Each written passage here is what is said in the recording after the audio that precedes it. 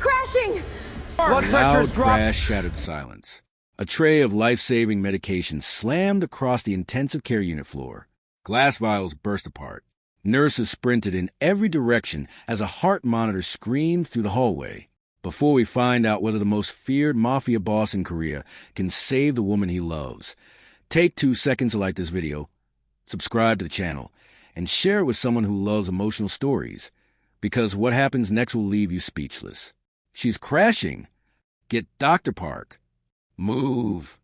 Doctors stormed into the VIP isolation room as Maya Johnson Kong fought for every breath. Her body trembled violently beneath the hospital blankets, while machines flashed warning after warning. The doors flew open. Tae-jun Kong walked in. Every nurse stepped aside without being told. Every doctor straightened. The feared Korean mafia boss ignored everyone except the woman lying in the hospital bed. He rushed her aside and grabbed her cold hand. Maya, her eyelids slowly opened. You came? I told you I'd never leave you. You canceled your meeting again. I canceled my entire schedule. You shouldn't keep doing that. I canceled my whole life if it meant staying beside you. A weak smile appeared on her face before another painful cough stole her breath. Dr. Park approached quietly. Mr. Kong, what is it? We need to discuss your wife's condition. Talk. The doctor hesitated. The latest treatment has failed. Silence. The infection isn't responding. Silence. We've reached a point where conventional medicine can't help her anymore. Tae-jun didn't blink. So what's next? There is one experimental treatment. Then start it. It's still under international review. Bring it. It hasn't been approved in Korea. I didn't ask where it was approved. It could cost billions. Tae-jun finally looked at him. His expression never changed. Did I ask the price? No. Then why are we talking about money? The hospital director hurried into the room after hearing the conversation. Mr. Kong, acquiring that treatment will require government authorization, international transportation, and a specialized medical team. Do it. It isn't that simple.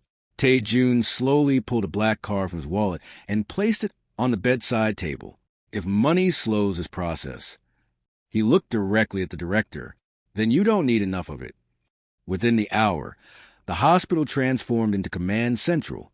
Private jets lifted off from airports across Asia. Medical researchers were pulled out of conferences.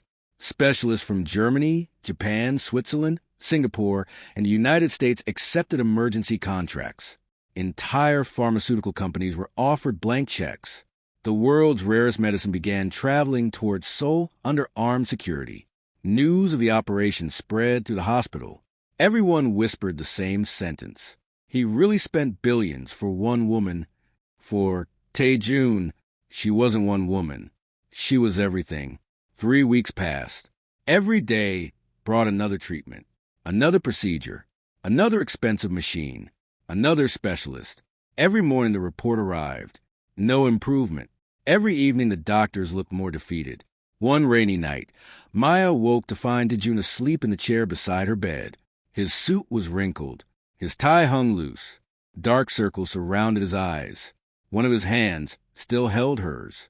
She smiled weakly. You look terrible. His eyes opened immediately. I've looked worse. When? I'll tell you when you're home. You haven't left this room. I don't want to. You haven't slept. I closed my eyes. For 15 minutes. It was enough. It wasn't. She slowly reached toward his face. You've always taken care of everyone. I only care about taking care of you. Tae-jun, you don't have to say anything. What if I don't make it? He immediately shook his head. You will. You don't know that. I'll make sure of it. You can't control everything. I can control how hard I fight. A tear slipped down Maya's cheek. You've already sacrificed so much.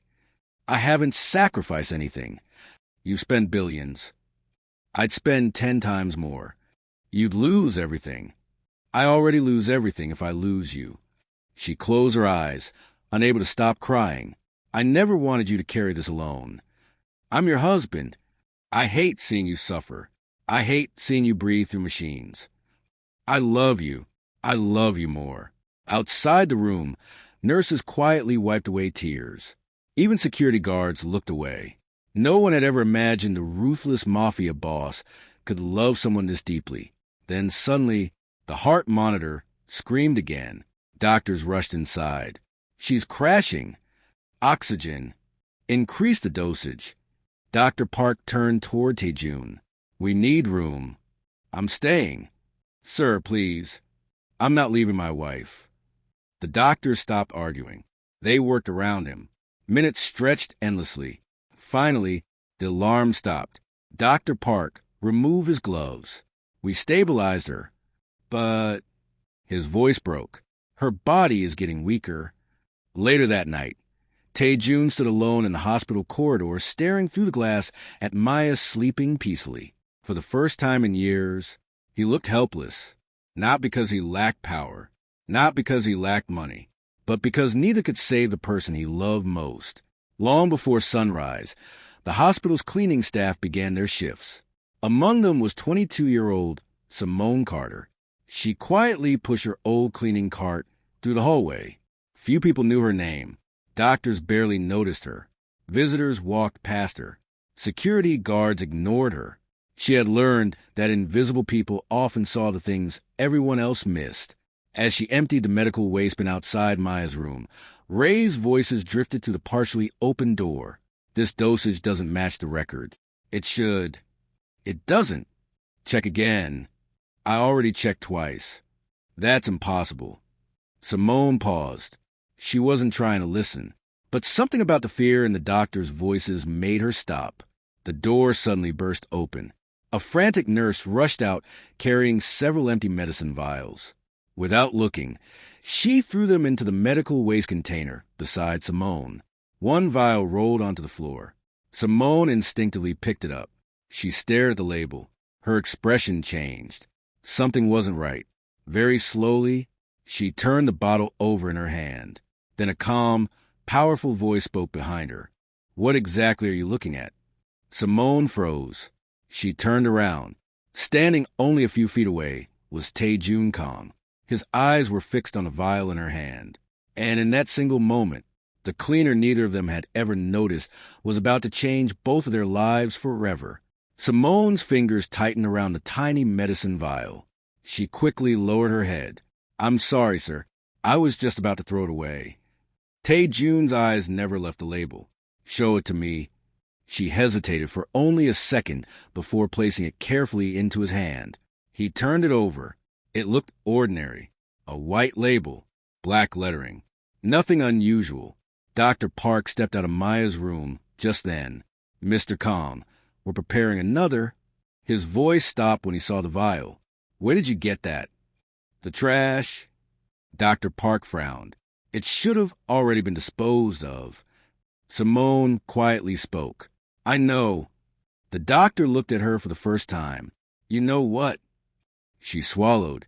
The expiration date. Everyone looked again. Printed in tiny black numbers was a date from 6 months earlier. Dr. Park's face drained of color. That can't be right. It is, Simone answered softly. I noticed because my mother used to tell me to always check expiration dates. She got sick after taking expired medication years ago. Dr. Park immediately pulled another unopened vial from the emergency cart. He compared the labels. His hands began to shake. Called the pharmacy. A nurse hurried away. 5 minutes later she returned, breathless. The pharmacy says they never received this batch number. What? They say these vials didn't come from them. The hallway fell silent. Tae-jun slowly looked at Dr. Park. I want an explanation. I don't have one. You'd better find one. Within minutes, the entire hospital entered lockdown. No one left.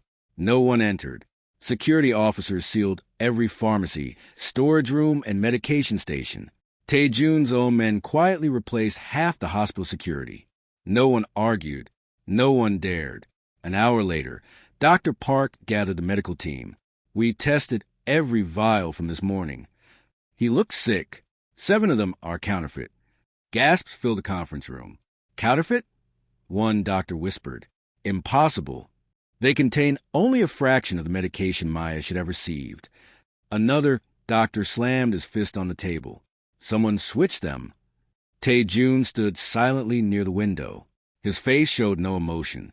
That frightened everyone more than shouting ever could. He finally spoke. "So," his voice was calm, "someone has been slowly killing my wife." No one answered, because no one could deny it. Meanwhile, Simone quietly returned to pushing her cleaning cart. She wished she had never noticed the vial. She wished she had simply thrown it away. People like her weren't supposed to become part of stories like this. She needed this job. Her younger brother, Marcus, depended on her. Every paycheck bought groceries, paid rent, kept him in school. She couldn't afford trouble. Miss Carter, she turned. One of Tae-jun's bodyguards stood behind her. "Mr. Kong wants to see you." Her heart nearly stopped. She followed him into a private office overlooking the city. Tae-jun stood beside the window. Without turning around, he asked, "How did you notice the expiration date?" "It caught my eye. Most doctors missed it." "I'm not a doctor." "Exactly." She remained silent. He finally faced her. "You've worked here how long?" "Almost 3 years." "And you've seen anything unusual?" She thought carefully. "I wasn't sure it mattered." "It does now. There have been a few nights." "Go on." "I've seen a senior nurse enter Mrs. Kang's room after everyone else leaves." "Which nurse?" "I don't know her name." "Describe her." "She's tall, maybe in her 40s, always wears a silver watch." One of the bodyguards immediately looked up. "I know who she's talking about." Tae-jun nodded once. "Find her." The man disappeared. Simone shifted nervously. "I don't want anyone to know I said anything." "They won't." "I could lose my job." "You won't." "My brother." She stopped herself. "What about him?" "Nothing." Tae-jun studied her face. "You support your family." She nodded. "It's just me." For a brief second, something softened in his expression. "I know what that's like." Before Simone could respond, the office door burst open. The bodyguard returned. "Sir." "What?" "The nurse is gone." "Gone?" "She resigned online 20 minutes ago." "When?" "Right after the hospital entered lockdown." Tae-jun's eyes narrowed. "Find her. We already traced her apartment." "And?" "It's empty." "Airport." "We've alerted every airport." "Ports." "Already covered." "Borders." "Done." Tae-jun's jaw clenched. Then someone warned her. Across town, a woman drove through heavy traffic with trembling hands gripping the steering wheel. In the passenger seat sat a large envelope stuffed with cash. Her phone rang. She answered immediately. "I did everything you asked." A distorted voice replied. "Did anyone see you?" "I don't think so." "You think?" "There was a cleaner." Silence. "What cleaner?" "I don't know." "She was taking out the trash." Another long silence. Finally the voice spoke again. "Take care of it." The line went dead. Back at the hospital, Simone finished mopping the pediatric wing. Before clocking out, the morning sun had begun to rise. She stepped outside carrying a small grocery bag. Her old bicycle was chained to a fence. As she unlocked it, she noticed a black SUV parked across the street. The engine was running. The windows were tinted. She frowned. Probably nothing. She placed her groceries into the bicycle basket. The SUV's headlights switched on. It slowly pulled away from the curb. Simone began pedaling. The SUV followed. She turned left. It turned left. She crossed an intersection. It stayed behind her. Her heartbeat quickened. "No." She pedaled faster. The SUV accelerated. A horn blared behind her. She looked back. The black vehicle was closing the distance rapidly. Suddenly, a second SUV roared around the corner and slammed sideways between Simone and the pursuing vehicle. Tires screamed. Metal collided. Glass exploded across the road. Simone fell from her bicycle onto the sidewalk. Dazed, she looked up. Several men in black suits jumped from the second SUV. Tae-jun's bodyguards. The first SUV reversed violently before speeding away. One bodyguard rushed to Simone. Are you hurt? I don't know. Another spoke urgently into his earpiece. They tried to eliminate the witness. Seconds later, another luxury vehicle screeched to a halt. Tae-jun stepped out before it had fully stopped. He ignored everyone else and walked straight to Simone. Can you stand? She nodded weakly. He looked at the shattered bicycle lying in the street, then at the skid marks, then at the disappearing SUV in the distance. His voice became dangerously quiet. They weren't trying to scare you. Simone felt tears welling in her eyes. I didn't do anything. You told the truth. I just found a bottle. And someone was willing to kill you for it. She began shaking uncontrollably. I have to get home. Not anymore. What? You can't go home. My brother is waiting for me. They know who you are now. I can't leave him alone. You won't. He looked at one of his men. Bring Marcus here. Then he turned back to Simone. From this moment forward, anyone who wants to hurt you has to come through me first. Simone stared at him in disbelief. Neither of them noticed the sniper watching from the rooftop across the street. A crosshair settled silently on Tae-jun's chest. The sniper steadied his breathing. His finger tightened around the trigger. Through the scope, Tae-jun Kong stood in the middle of the street, shielding Simone with his own body. Target acquired. The sniper whispered into his earpiece.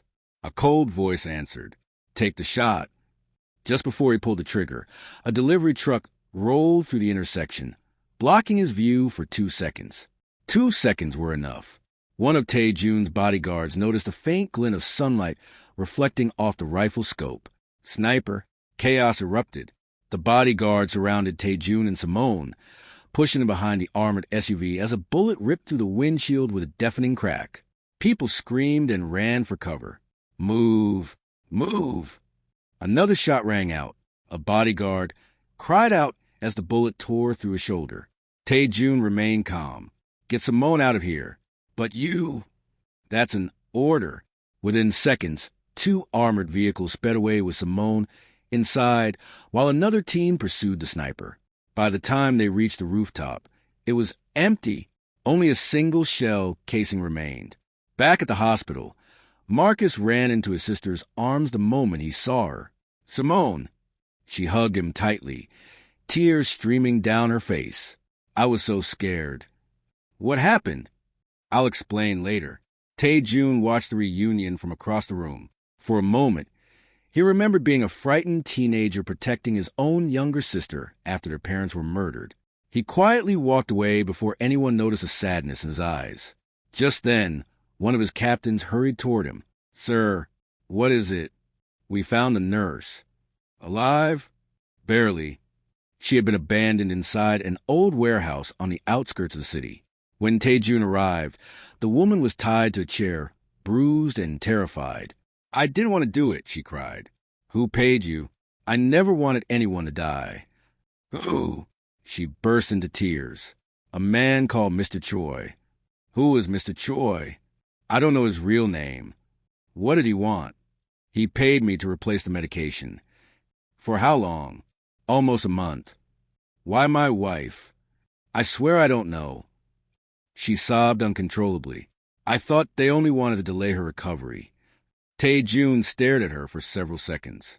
Then he asked the one question no one expected. Where did the money go? She blinked. My son. What about him? He needs a heart transplant. She broke down completely. They promised to pay for his surgery. The room fell silent. Even Tae-jun's men looked away. The nurse had done something unforgivable, but she had also been cornered by desperation. Tae-jun took out his phone. He dialed one number. This is Tae-jun Kong. A frightened hospital administrator answered immediately. Why, yes, sir. Arrange the heart surgery. For whose child? The nurse's son. The nurse looked up in disbelief. What? Your son gets a surgery. Fresh tears rolled down her face. You're helping me? I'm helping your son. He stepped closer. But understand this. His voice hardened. You still answer for what you did. She nodded repeatedly. I'll tell you everything. Within hours, investigators uncovered the truth. There was no mysterious Mr. Choi. The payments had been routed through shell companies owned by a rival crime syndicate. Its leader had one goal. If Tae-jun lost Maya, grief would cloud his judgment. His empire would crumble. His enemies wouldn't need to defeat him. They only needed to break his heart, armed with the evidence. Tae-jun launched the shortest war his organization had ever fought. Before sunrise, every warehouse, casino, and illegal business owned by the rival syndicate had been seized. Their accounts were frozen. Their leaders surrendered one after another. The mastermind was brought before Tae-jun. The man laughed. "You won." "No." Tae-jun looked him in the eyes. "My wife survived. Not because of you." "I know." He glanced toward Simone, who stood quietly near the doorway. It was because someone everyone overlooked refused to stay silent. The rival leader smiled bitterly. "I never thought a cleaner would destroy everything. That's because you underestimated honest people." Several weeks later, Maya slowly walked out of hospital, holding Tae-jun's hand. The treatments finally began working once the counterfeit medication was removed. Doctors called it remarkable. Tae-jun called it a miracle made possible by courage. Outside the hospital, reporters crowded the entrance. "Mr. Kong, did you really spend billions to save your wife?" He smiled. "I'd spend it all again." Another reporter shouted, "Who deserved the credit?" Instead of answering, Tae-jun turned toward Simone. She looked confused. He gently guided her forward. "This young woman." Camera flashes exploded. "She isn't a doctor. She isn't wealthy. She isn't powerful. But she paid attention when everyone else was looking somewhere else. If she had stayed silent." He looked at Maya. "My wife wouldn't be standing here today." Simone fought back tears. "I was just doing my job." "No." Maya smiled warmly. "You were protecting someone you didn't even know." That afternoon, Tae-jun handed Simone a small envelope. "I can't accept money." "It's not money." She opened it. Inside was a deed to a fully paid house, along with documents establishing a college scholarship for Marcus, and a letter offering Simone a new position as Director of Patient Safety for every hospital funded by the Kong Foundation. She looked up, speechless. "I've never managed anything." Tae-jun smiled. "You already managed the most important thing. You reminded an entire hospital that every person matters." Months later, the Kong Foundation introduced new safety procedures inspired by Simone's observations. Every medication was double verified. Every staff member, from surgeons to cleaners, had the authority to report concerns without fear. Hospitals across the country adopted the program. Thousands of lives were protected because one cleaner refused to ignore what didn't seem right. One quiet evening, Maya and Tae-jun sat together on the balcony of their home, watching the sunset. Maya rested her head on his shoulder. "You know." "What?" "You spent billions trying to save me." "I did. But the greatest gift wasn't the money." He smiled. "I know. It was finding people worth trusting." He kissed her forehead. "And never forgetting that heroes don't always wear expensive suits. Sometimes they push the cleaning cart through a hospital hallway." If this story touched your heart, don't forget to like this video, subscribe to the channel for more emotional stories, and share it with someone who believes kindness can change lives. And before you go, tell us in the comments, what would you have done if you were Simone? Would you have stayed silent or risked everything to tell the truth? Your answer might inspire someone else.